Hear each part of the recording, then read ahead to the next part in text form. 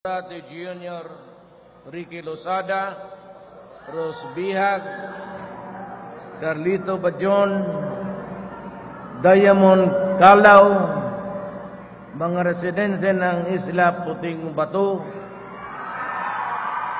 mga mahal kong kababayan. Sinadya ko po na pagkatapos ako'y nag-oath kanina bilang presidente ng Pilipinas, sinadya ko yung simpleng reception lang. Gusto ko po magtipid, pero sabi ko sa mga tauhan natin na magtipid tayo, pero wag natin kalimutan yung ibang mga kapatid natin na sa labas na hindi makapasok ng Malacañang. May mga bagong patakaran po ako. Yung Malacañang po ay pwede na kayong pumasok. Unahin lang po natin yung mga bata, mga kindergarten hanggang grade high school para makita naman nila kung ano yung palasyo. Tapos, unahin po natin yung mga bata at pagkatapos kayo, kung panahon na ninyo at naubos na yung mga estudyante at panahon na ninyong pumunta, magdala na lang ho kayo ng kumot at unan at pwede na kayong matulog doon. Ngayon, kung buong Maynila po, mayayago at makapasok po sa Malacañang, pwede ho. Buong Maynila, doon tayo matulog. Kaya lang, magtindig lang kayo, natutulog. At marami ho talaga. Pupunta ho tayo dito sa ating bayan. Alaman ho ninyo na tumakbo ako kasi hindi ko na talagang masikmura yung dumaan ng mga opisyal sa gobyerno. Wala man po akong tinutukoy na isang tao, but hindi ko na ho alam kung anong gagawin ko at nakikita ko ang bayan ko. Lunok na lunok po sa droga, kriminalidad, at wala mga pera. At wala rin pumapasok dito ng mga negosyante kasi takot sa sitwasyon natin. Kailangan ho tayo magbago.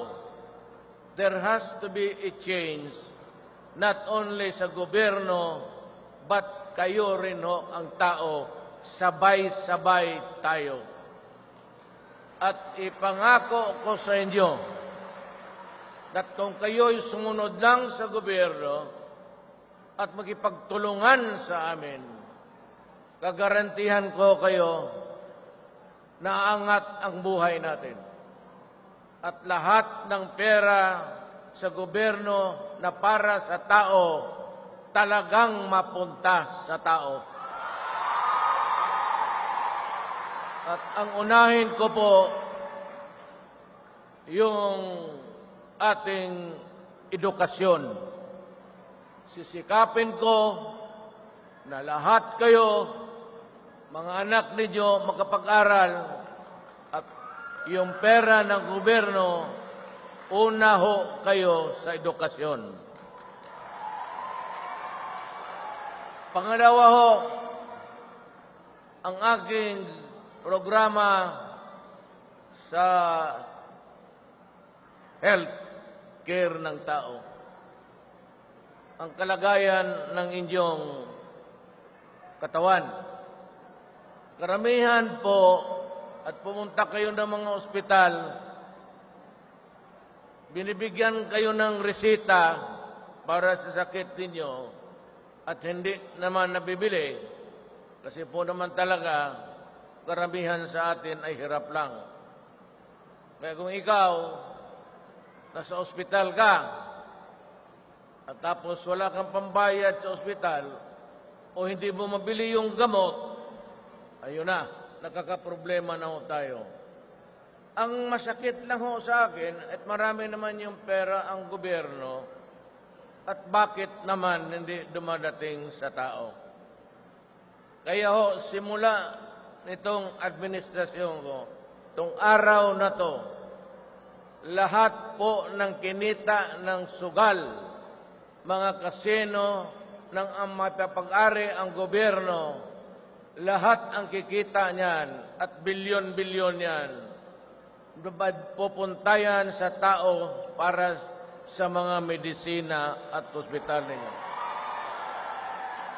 At hindi ho na ho matakot ang ospital na malugi sila o hindi sila mabayaran because I have directed na yung kita ng PAGCOR, paiba-iba ho yun sa mga taon dumaan.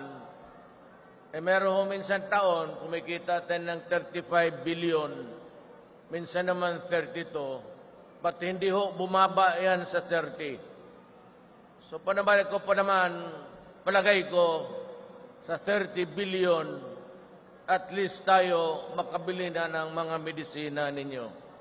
At ang karamihan po naman sakit ng ating mga kapatid na medyo may edad na, may mga high blood, diabetes, kidney, iba may cancer, palagay ho ko naman sa kalaking-laking pera niyan at may hati kayo dyan. Paghati-hatian ang lahat ng ospital niyan ng buong Pilipinas at mabigyan ho kayo ng medisina. Ang pangatlo pong importante sa akin, yung pong agrikultura, kasi pagkain dyan. Kailangan ho tayo magtanim kasi kung tayo-tayo lang ang Pilipinas, wala na pong resources at yung ating mga malalaking lupa sa Mindanao at naagaw na sa mga korporasyon na multinasyonal, sila na ho ang nakikinabang sa lupa at halos yung magagandang lupa ng Mindanao ay puro ho banana, puro ho pineapple, at kung ano-anong prutas na ipinapalabas natin sa bansa. Ibig sabihin, ang yumayaman yan, ang karamihan, yung mga korporasyon na may mga pag-ari, hindi ho Pilipino. At wala na ho tayong mga lupa na matamyan natin ng bigas for food. Karamihan ho, ang ating mga lupa, ang kinikita, ang cash crop para ipagbili sa labas. Wala ho na tayong food crop. Kaya magbalik ho tayo at yung lahat na nawala sa land reform, gusto kong maibalik doon sa mga tenants at maghanap ako ng program. Karamihan noon, pagdating ng land reform na ibigay doon sa tenants, manggagawa, sa panahon, pinagbili uli doon sa may-ari ng lupa, sa landowner. Wala naman akong magawa. Talaga kung gusto ng tao ipagbili niya, wala na tayong magawa dyan.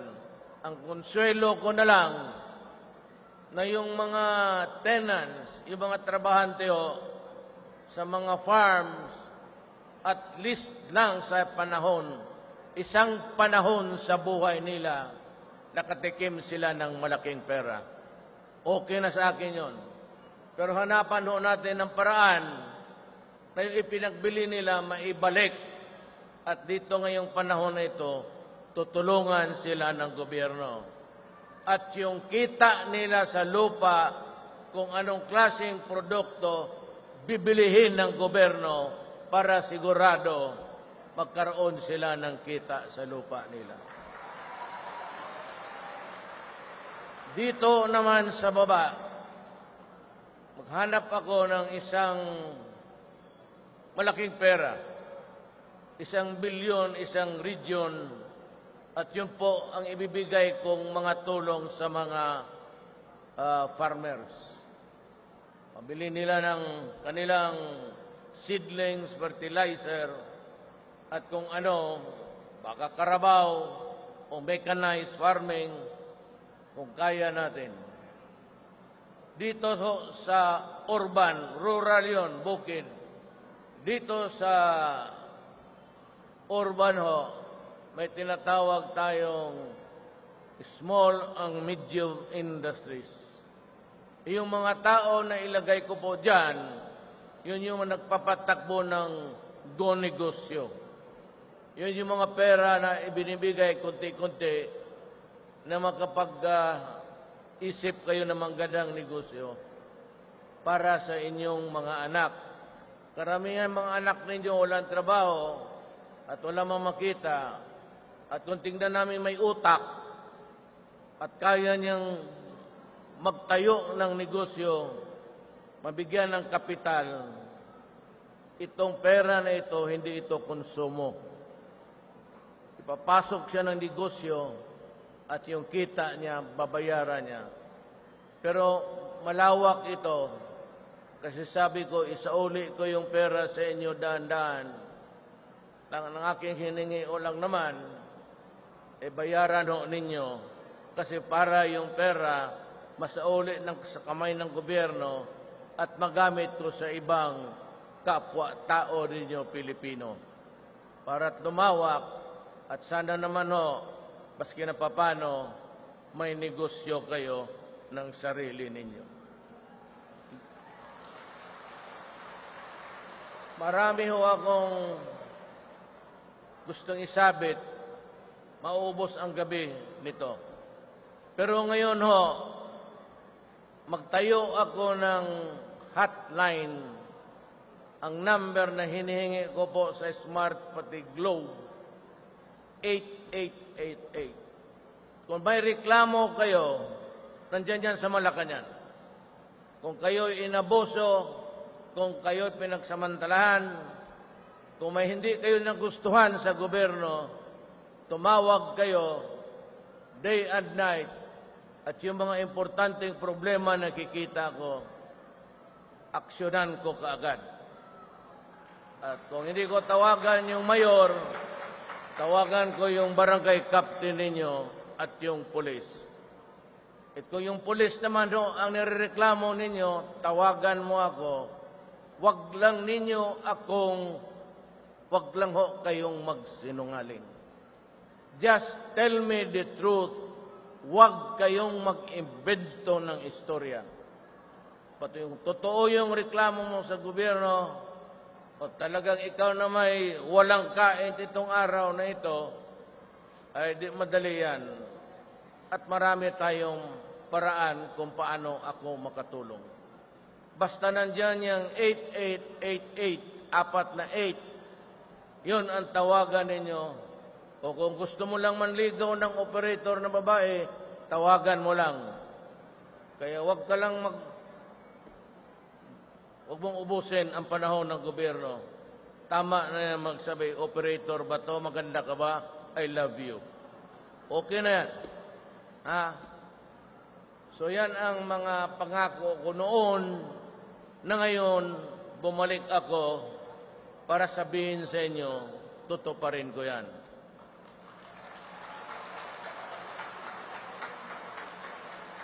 Ako po'y nahalal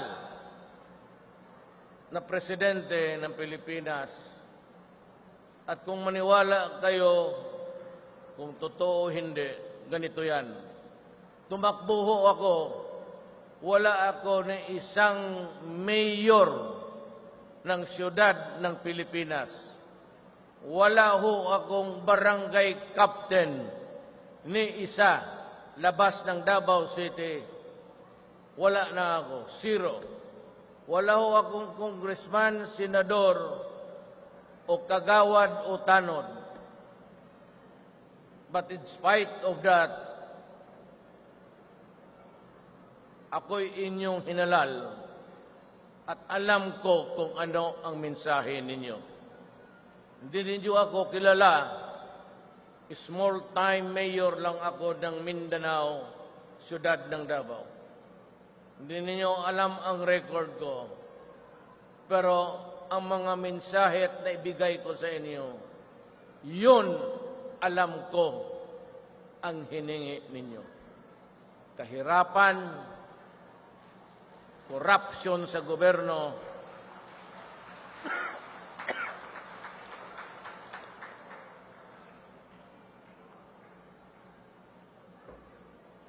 pati droga at kriminalidad.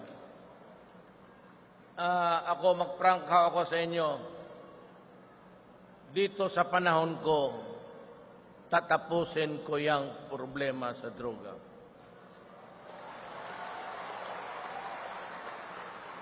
Sinisira ang bayan natin at ang mga anak natin na susunod sa atin dito sa mundong ito, sinisira.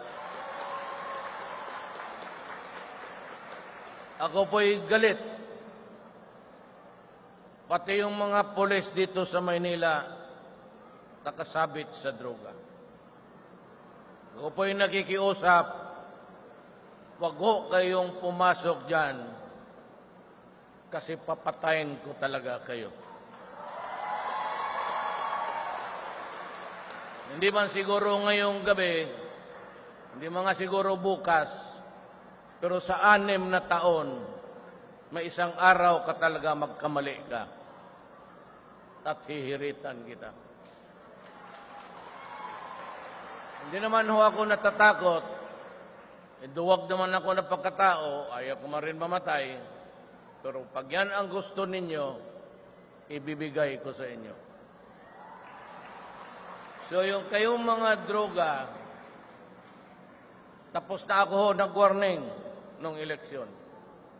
Kung anong mangyari sa inyo, makinig kayong lahat, baka kapatid mo yan, asawa mo, kaibigan mo, anak mo, ito't nasabi ko na sa inyo, walang sisihan, sinabi ko na sa inyong huminto kayo.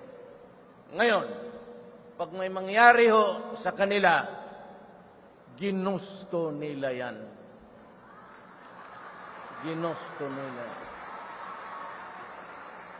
At kung yung asawa mo naman, adik, wala namang ginagawa kung hindi kumain na hindi niya gastos, nagnanakaw, nag-hold up para sa droga, hindi kaya mabutit na lang tatapusin na natin ang purgatorio nila. Kaya yung mga kapital na ibigay ko sa inyo, maliliit lang naman, sabi ko, yung mga anak ninyo baka gusto nilang magnegosyo, grupo sila at bagong graduate, at instead of going to drugs, you might want to put up a business. Sabihin ko sa inyo, itong mga panahon nitong mga araw na dadating, kung may punerarya ho kayo, kikita kayo ng husto.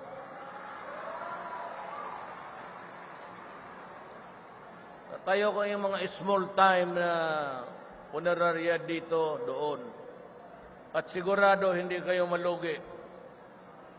At pag humihina na ang negosyo ninyo, sabihin ko lang sa mga pulis, bilis-bilisan ninyo ng konti para kumita yung tao sa negosyo nila. Ayan, sinasabi ko na sa inyo, hindi ako nagbibiro. Talagang galit ako sa droga. Sinisira ang bayan ko. Mahal ko ang bayan ko, mahal ko kayo.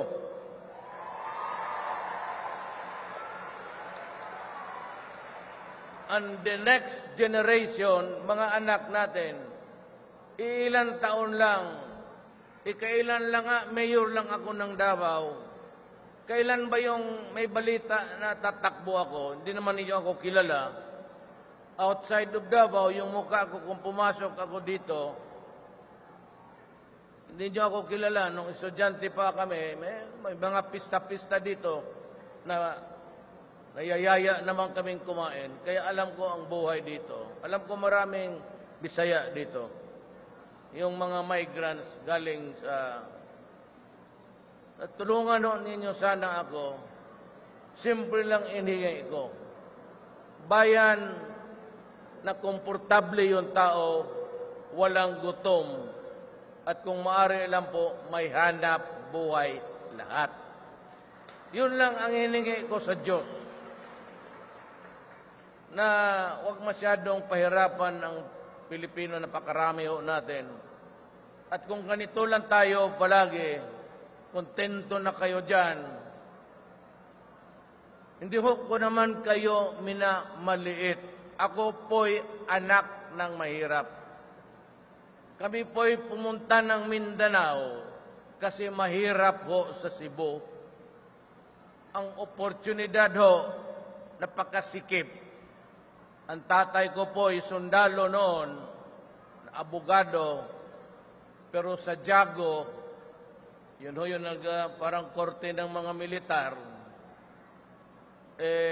Pagkatapos ng gera, naging mayor siya sa Danau City na yan ngayon.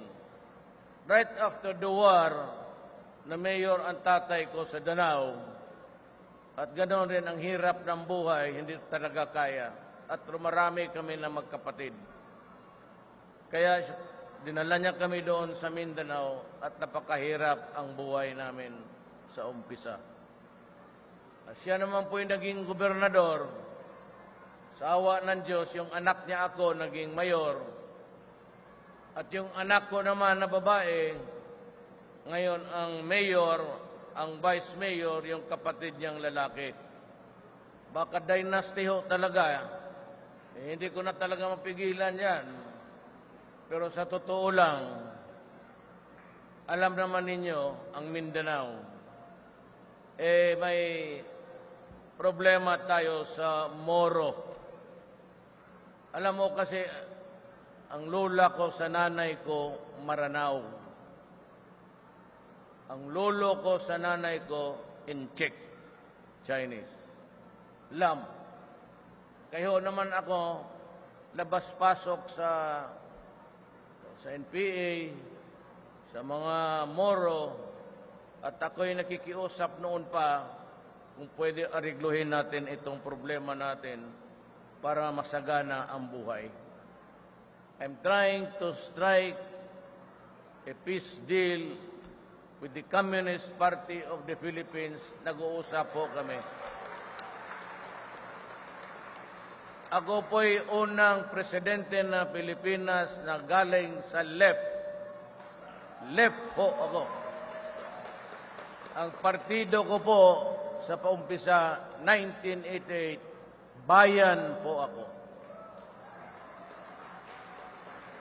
Kayo naman ngayon, nandito na ako sa pwesto at para sa ating bayan, talagang nakikiusap ako, pati doon sa ating mga kapatid na Moro, MI, MN, si Murad, pati si Misware, na sana po'y umupo sila, kami, at mag-usap na lang ng kapayapaan.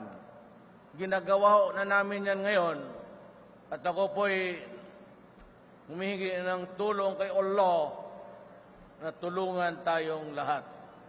At pag naplansya po ito, yung pera na ibibili ko ng bala, pati bomba, at patayin yung mga kapatid nating Moro, pati mga NPA, magamit ko na ho sa lahat ng bagay na para makapabuti sa inyong lahat.